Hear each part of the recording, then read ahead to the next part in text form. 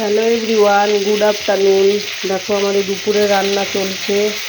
আজকে রান্না হবে এই যে কাঁকরোল ভাজা আর বেগুন ভাজা, আর হবে ভোলা মাছের তরকারি, মূলো বেগুন আলু দিয়ে ধনে পাতা কেটে নিচ্ছি, আর হচ্ছে কাতলা মাছের মাথা দিয়ে হবে আমাদের শুক্তো। এই কাতলা মাছের মাথা দিয়ে কে এরকম ঝিঙে দিয়ে শুক্তো খাও, অবশ্যই কমেন্ট করে জানাবে তোমরা। দুপুরে আমাদের এই আজকে মেনু।